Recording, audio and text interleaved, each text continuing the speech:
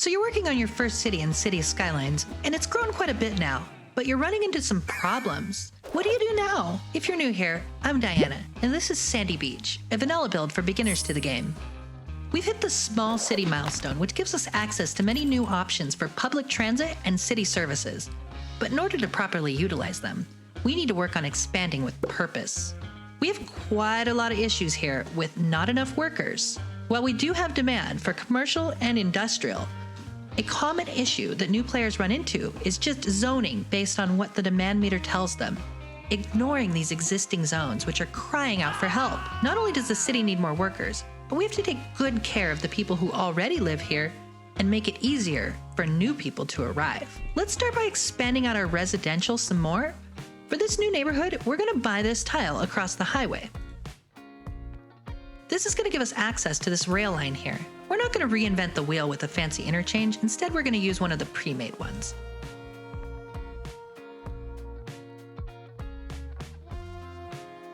While a cloverleaf is not the best interchange in the game, for the purposes of expanding quickly, we can go ahead and use it until it starts to back up, and then we'll upgrade it later.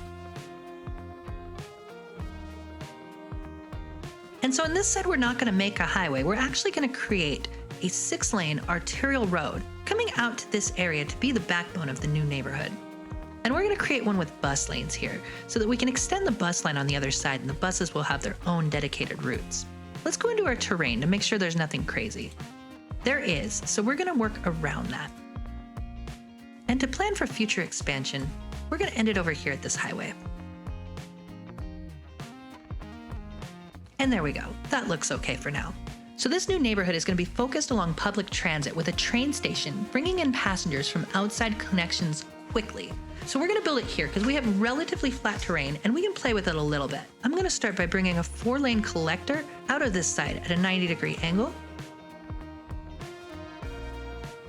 And I want to curve it just so it's flush with the rail lines. So I'm going to create a guide road right here. Next, I'm going to create a second guide road here, and that's where we're going to place our train station. I want this to be as close to the rail line as possible, so we're going to bring this up a little bit, about 2 or 3 tiles. So let's create another one about right here. So we're making a hefty profit, so we can continue along here. And I just want to give the trains enough room to load up into the station. So for here, we're just going to tunnel underneath the highway, but I don't have quite enough money yet, so let's give it a second. Tunnels are very expensive, but I think this is worth it.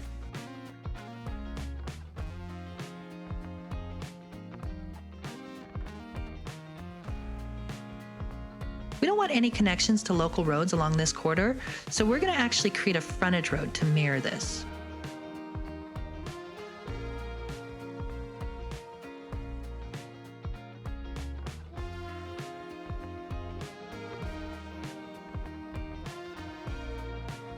So we're also going to play with district styles.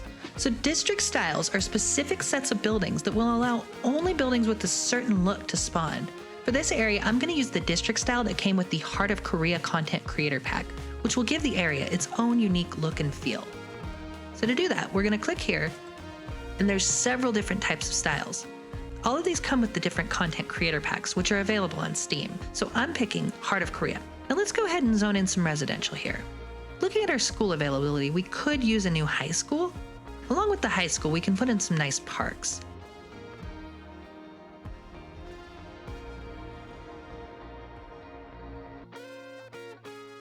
And as you can see, these Heart of Korea buildings have a very distinct look to them. They almost look like high-density buildings, even though they are classified as low density. For this area right here, I want to bring the Parklife DLC into it. If you haven't tried it yet, it enables you to create your own custom parks. And we're going to start with the city park and put the main gate right across the street from the train station. And in order to create a custom park, you do have to draw a district.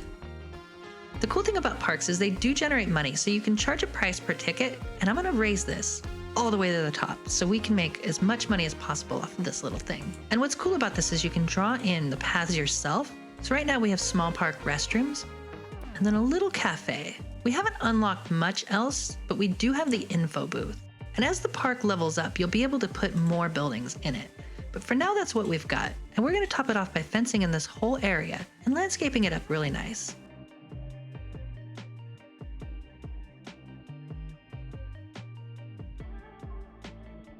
And here we go.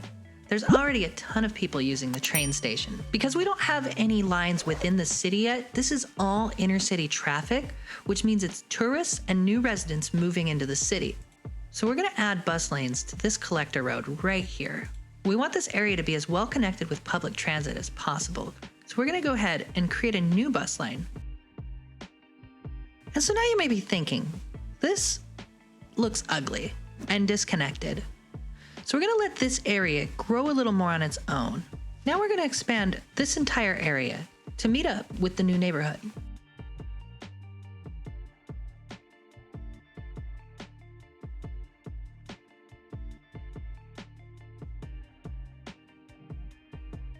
And now we're going to create a second connection to the highway. These are a little close together, so it's not necessarily needed. It'll help to ease some of the burden of traffic that's obviously starting to back up here. So we're going to create a simple jug handle interchange here.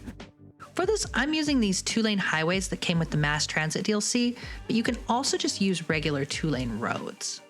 I'm going to start by bringing this in right here. I want that as straight as possible. It's not going to look good. You can use guide roads and there's lots of different techniques to create a good interchange, but we're making this as simple as possible. I want to do this side again. It didn't look very good.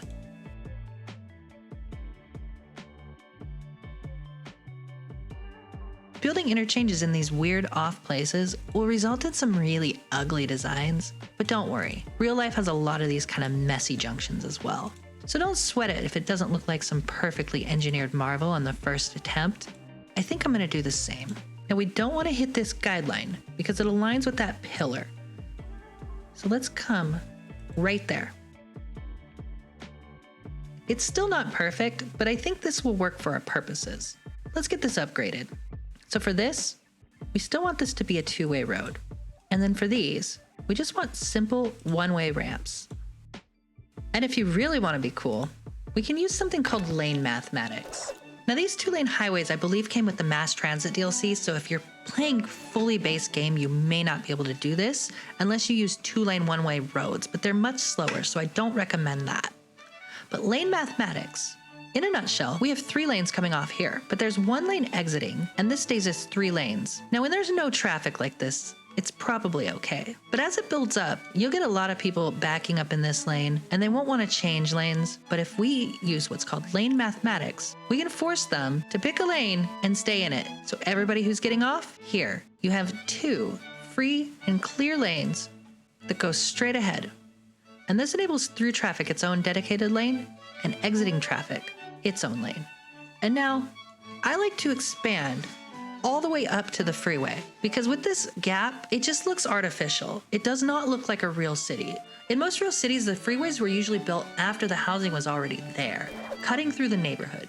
So we want to create that effect somewhat by building as close up to this freeway as possible and keeping the grid going, and then bringing it back up on this side as well. Because we have this train track here, that's kind of a natural barrier to the old grid, and then we get into these more interesting patterns up here. So let's go ahead and expand this out.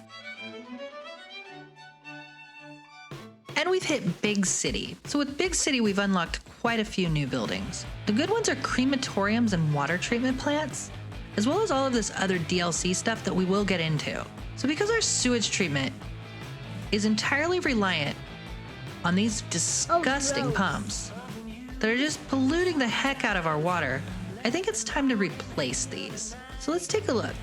Each one of these is draining 93,600 cubic meters per week in sewage, and a water treatment plant drains 160,000 cubic meters a week. So we likely need 2 of these before we can decommission these. The water treatment pumps cost more, but they're a lot cleaner and they do purify most of the pollution. So over time, we'll dump less into the water and we have ways to clean this up later.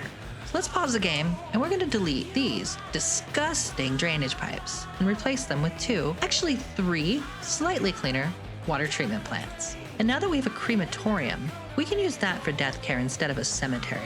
They're a smaller footprint and you don't have to worry about emptying out the dead bodies like cemeteries, so crematoriums are great for these little blocks. We're going to keep going with high-density residential in this area for a couple more blocks, and then we're going to taper it back down. So what I want to do here is create another district, and the reason for that is we really want this to taper off a little bit before we get into the light residential again. And I think we're going to stick with Heart of Korea because those low-density buildings kind of create this medium density effect. And we'll reserve this for commercial. And in between here, I'm going to create some paths. And now I think our industrial demand is high enough that we can continue expanding it. So I think we're going to create another industrial area right here. This is kind of a cul-de-sac, but it has easy access to these outside connections through the highway, and the industry loves that. And we'll keep some nodes of commercial here. Now these highways create a lot of noise pollution, but what I like to do is we'll buffer this and we'll use these with the sound barriers. They're a bit of an underutilized road, but it does help quite a bit when you're this close to the residential zones. And we'll use one of these fences to keep it going. And next we'll put some more trees back here. You'll commonly see landscaping like this next to highways that are close to residential areas, and it is because the trees do buffer off a lot of that vehicle noise. Now let's go ahead and look at our info views and see what's going on with the city. So the traffic flow is at 89%. It's still pretty good, but we're continually having problems right here. There's a number of ways we can fix this. The absolute best way to solve traffic issues isn't any fancy road engineering. What we need is to take people off of the road entirely. So if you have the Snowfall DLC, we can play with trams. Trams are one of the best public transit options in the game. They require a tram depot and tram roads. So let's find a good spot for the tram depot to go.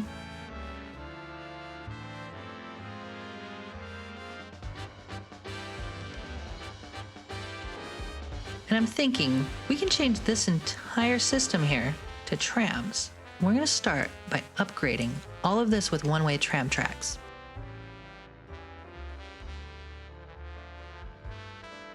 Tram lines do have to go in a complete circle, so we need to make sure they're all connected up.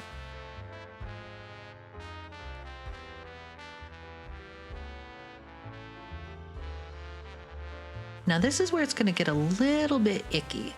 We're going to have this tram line cross the highway, but that's okay. I'm not too worried about it for now, but over time we can monitor this to make sure it's working okay. The game doesn't like that very much, so we may have to rebuild this particular crossing. So what I'm doing is I'm converting these to 2-lane roads so that I can make the on-ramps fit a little better within this mess. This is one thing about the vanilla game, is sometimes you've got to cheese it a bit to make everything fit right. And it's going to look awful, but it's going to function, and that's the important part. We can come back and make it look pretty later, but for now, I just want to get the tram lines set up.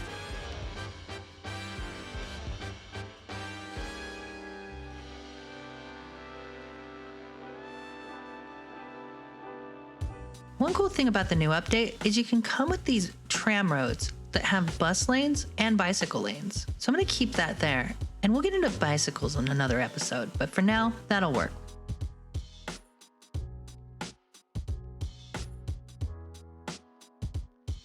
And then I want to make sure that it mimics most of the bus stops that were here before, because trams are much higher capacity, so they can carry more people. And we don't need as many stops as close together. And then we'll come around this way. We will need another crosstown tram line, and I'm thinking right here, this whole collector road can be a tram line as well. And then once we expand, we'll already have built-in public transit.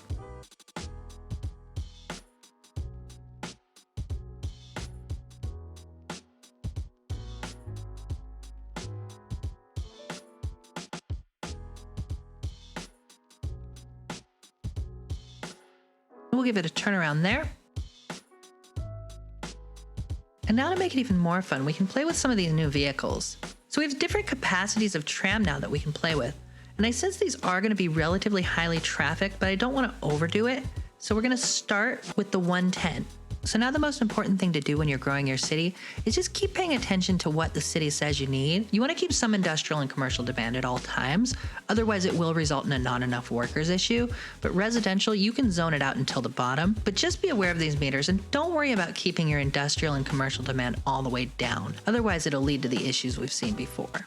So we're still having some issues with not enough educated workers. This is a common thing we see when we have to zone out a lot of office and higher value commercial zones, as we start to grow so quickly that all the people that move in, we haven't given it enough time for everybody to get college educated to become qualified enough to work at these higher paying jobs. But over time, as we pay attention to this and we make the right decisions, we can ensure that the city grows in a way that every job is filled and everybody is happy. But we're not quite there yet. If you're a fan of vanilla Cities Skylines and want to learn some more cool tips, check out this video where I show you how to create a Panavia interchange.